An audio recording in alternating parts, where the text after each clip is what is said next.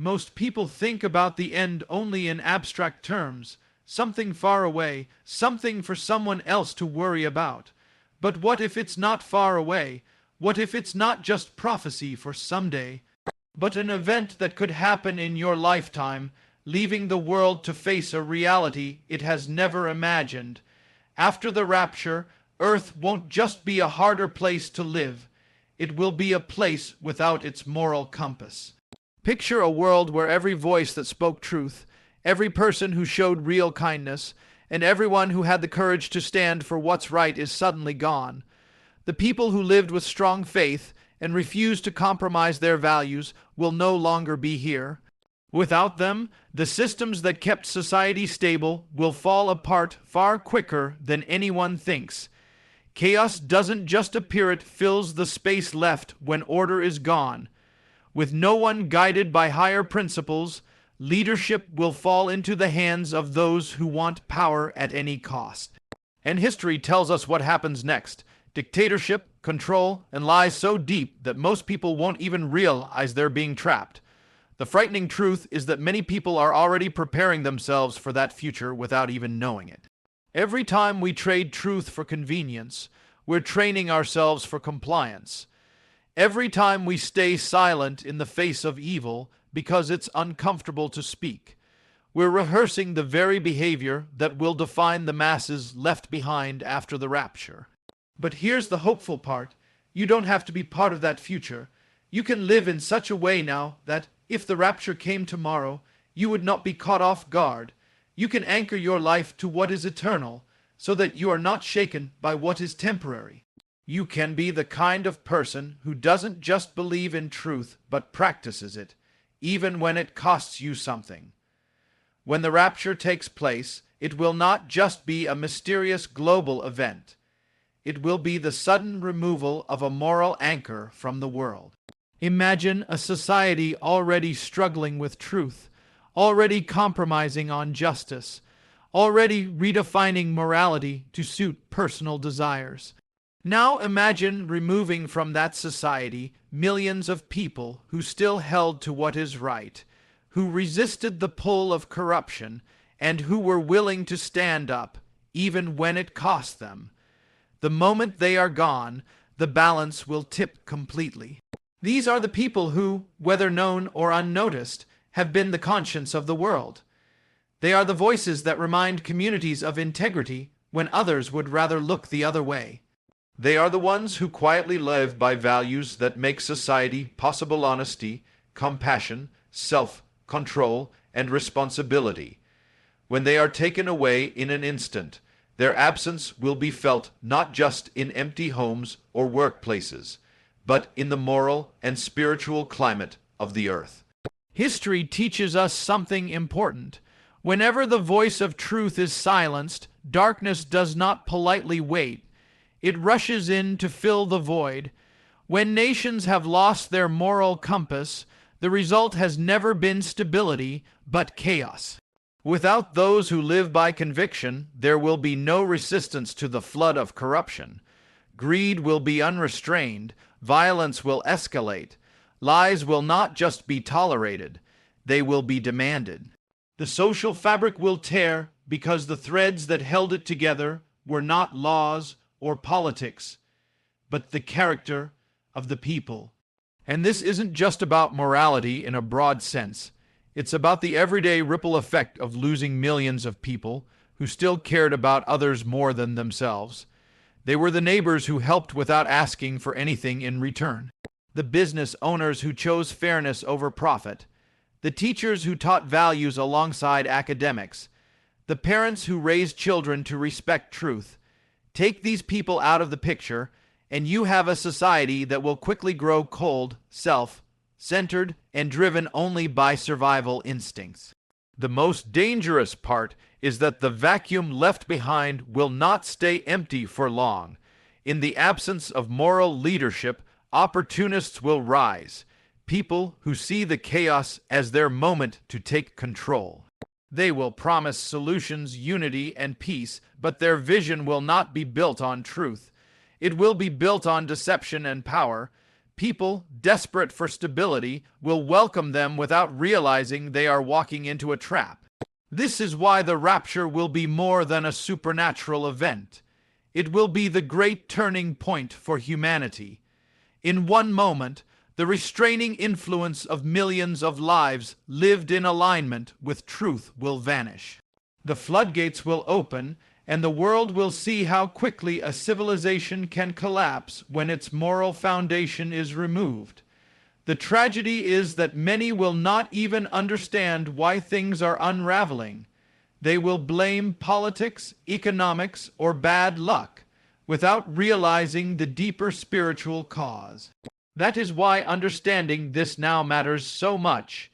If we recognize that the world is already leaning dangerously toward this moral collapse, then we can see just how urgent it is to hold fast to truth while there is still time.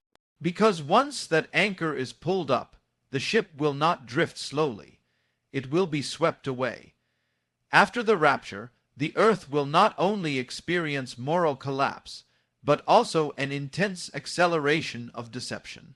With the voices of truth removed, there will be no widespread resistance to lies.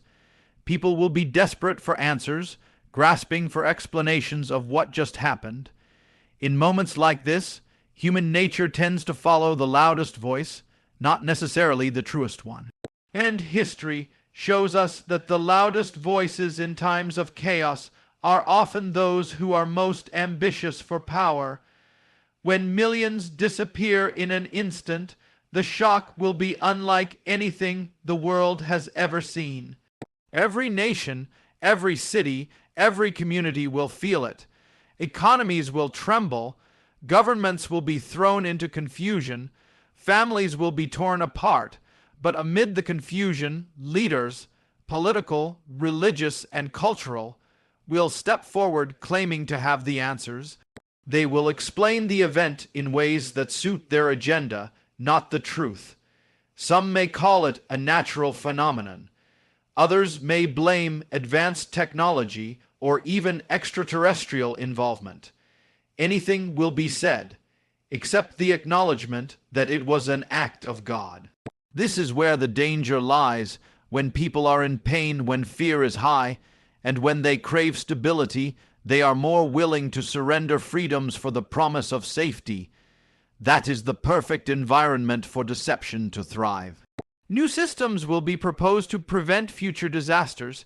Identification systems, tighter surveillance, and global coordination will be promoted as the path to peace. On the surface, it will sound reasonable. But underneath, it will be about control. The absence of those who once challenged corruption will make it easier for these systems to take root. Voices of dissent will be rare, and those who still cling to truth will be painted as dangerous or disruptive. Information will be controlled. Opinions that question the new narrative will be suppressed. People will slowly be conditioned to accept whatever they are told, not because they believe it, but because resisting will come at too high a cost. And this deception will not just be political, it will be deeply spiritual. New ideologies will rise that mix fragments of truth with layers of falsehood, making them harder to detect. There will be movements that appear compassionate, inclusive, and unifying, but their foundation will be built on a rejection of God. They will promise enlightenment but deliver bondage. They will speak of freedom but redefine it as freedom from moral constraints. This is why the time after the rapture will be so dangerous, not only because of what will be taken away, but because of what will replace it. Darkness will not simply fill the void, it will actively shape society into something unrecognizable. People will be swept along, believing they are moving toward progress, not realizing they are walking into the grip of tyranny. The only ones who will see through the deception will be those who knew the truth before it was unpopular, those who prepared their hearts and minds beforehand. But they will be few, and their voices will be drowned out by the overwhelming chorus of the New World Order. The lesson for us now is clear. If we cannot discern truth from lies in times of peace, we will not stand a chance in times of crisis. Discernment is not built in a moment of panic. It is cultivated over years of seeking, questioning, and aligning ourselves with what is real. Because when the world is swept up in the great deception, you will either be one of those who stand or one of those who follow. After the rapture, the moral vacuum left behind will not remain empty for long. It will be filled with a tidal wave of corruption, lawlessness, and human selfishness on a scale the world has never seen. For centuries, the presence of people who genuinely sought to live by God's standards acted like a restraining wall against the full force of evil. But once that wall is removed, human nature, unchecked and unrestrained, will rush to the forefront.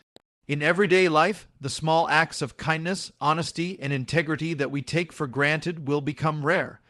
With moral anchors gone, the definitions of right and wrong will become fluid, shifting to fit the desires of those in power. What was once unthinkable will become normal, and what was once honorable will be mocked. This is how societies collapse, not always in an instant, but in a rapid erosion of shared values until nothing stable remains. Crime will rise, not just in the shadows, but in the open. Violence will no longer need to hide because the boundaries of justice will be blurred. Leaders and institutions that once claimed to protect the people will turn a blind eye, or worse, participate in the very corruption they are supposed to oppose. Without a shared sense of accountability to a higher moral authority, every decision will be based on self, interest, greed, and survival. And it won't stop at personal behavior. Whole systems will be reshaped. Justice will be redefined to favor the powerful. Laws will be written not to protect the innocent, but to protect those who control the narrative. Corruption will no longer be a scandal. It will be the system itself. The idea of fairness will be replaced by the cold calculation of what benefits me right now. This decay will also seep into relationships. Trust will be shattered. Neighbors will turn against neighbors. Friends will betray friends if it means a better chance of survival. Family bonds will weaken under the weight of fear and scarcity. People will choose self-preservation over loyalty because morality will no longer be rooted in anything beyond personal gain. Economically, desperation will drive people to extremes. With resources scarce and order unstable, black markets, exploitation, and manipulation will flourish. Those who control access to food, water, medicine, or energy will hold unimaginable power, and they will use it to bend others to their will. In such an environment, compassion will become a rare luxury, replaced by ruthless competition. Spiritually, the absence of truth will create a hunger, but a dangerous one. In the search for meaning, people will be drawn to anything that promises hope, even if it's a lie. False prophets, counterfeit religions, and deceptive philosophies will fill the airwaves and streets, offering comfort without responsibility, pleasure without consequences, and unity without truth. It will be the perfect breeding ground for ideologies that appeal to the heart but destroy the soul. The chaos will not just happen, it will be orchestrated. Forces, both human and spiritual, will deliberately push society into confusion, because a confused and fearful population is easier to control. Those who resist will be labeled as troublemakers or threats to peace, and many will pay a high price for speaking out. This is why preparation now is so critical. The strength to resist corruption is not developed in the moment of temptation. It is forged in the quiet, unseen decisions of daily life. If a person cannot say no to small compromises today, how will they stand against the tidal wave of lawlessness tomorrow? When the restraining hand is removed and the world plunges into moral darkness, there will be no neutral ground. You will either be swept away by the current, or you will stand like a rock against it. And that strength will only belong to those who decided, long before the storm came, that their integrity was worth more than their comfort. After the rapture, a global leader will emerge, one unlike any other in history, At first, he will not appear as a tyrant, but as a savior. He will speak of peace, unity, and hope in a world broken by chaos. His words will resonate with billions because they will be desperate for stability. This is what makes his rise so dangerous. He will not seize power by force at the beginning, but by offering exactly what the fearful world craves: order, security, and meaning. This figure will be a master of persuasion, someone who understands human psychology deeply. He will appeal to emotions first, bypassing rational thought. His speeches will be crafted to make people feel safe, valued, and understood. And in return, the world will give him what he truly wants: control. This control will not just be political. It will be economic, cultural, and spiritual. Over time, he will position himself as the ultimate authority, the final voice on truth, morality, and law. Technology will be one of his most powerful tools. The systems already in place today, surveillance, data tracking, artificial intelligence, will be perfected and weaponized under his rule.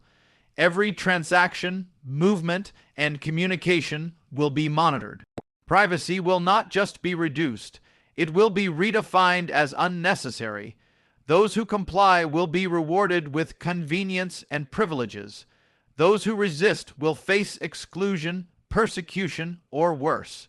To cement his authority, he will unify the world under a new economic system. Access to goods, services, and opportunities will depend on loyalty to his leadership. This is where the promise of peace will reveal its price. Compliance will require compromise. You will not be able to participate fully in society without pledging allegiance to his vision and rejecting the moral convictions that stand in his way. For many, the choice will be excruciating: conform to survive or stand firm and suffer. Religion will not disappear, it will be absorbed into his system. Faith will be tolerated only if it is stripped of exclusivity and truth claims. Any belief that says there is one true God, or there is one path to salvation, will be seen as dangerous and divisive. He will promote a global spirituality that celebrates unity without truth, tolerance without conviction, and morality without accountability. It will feel enlightened to the masses, but it will be hollow, a counterfeit designed to replace genuine faith with devotion to him. Eventually, the truth will be exposed. The so-called man of peace will show himself to be a man hungry for power. His friendly image will fade, replaced by clear demands for worship and total obedience. Anyone who refuses will be called an enemy of humanity. Punishment will be quick, public, and brutal, not just to hurt the one who resists, but to scare everyone else into silence. The most dangerous part is how normal his rise will seem. People won't view him as a dictator. They'll think he's the solution they've been waiting for. His power won't come mainly from force, but from billions willingly giving it to him. They'll believe they're choosing peace, but in truth, they'll be choosing slavery. This is why the time before the rapture matters so much. If you do not train your heart to recognize truth now, you will be vulnerable to lies later. If you cannot say no to the small seductions of comfort and compromise today, you will not stand against the overwhelming pressure to conform tomorrow. The coming leader will not first appear as a monster. He will appear as a miracle. But the moment you trade truth for peace, you have already surrendered your freedom. When the rapture happens, the world will not simply be left in confusion. It will run toward whatever promises stability. And in that desperate rush, many will surrender freedom for the illusion of peace. The rise of a global leader will not seem like tyranny at first. It will feel like rescue. That is why the greatest danger is not the chaos itself, but the deception that follows it. People will embrace the very system that enslaves them, thinking it will save them.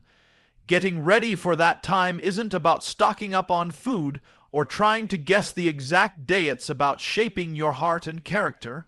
You need to decide right now what truth you will follow, what boundaries you will never cross, and what beliefs you will never trade away, no matter the price. When that moment comes, you won't be able to suddenly create courage. You'll only have the courage you've already built. If you wait until the crisis to figure out who you are, it will be too late. The time to root your heart in truth, train your mind to reject lies, and strengthen your will for the coming test is now, not later. When the whole world kneels before a false savior, you must already know the real savior.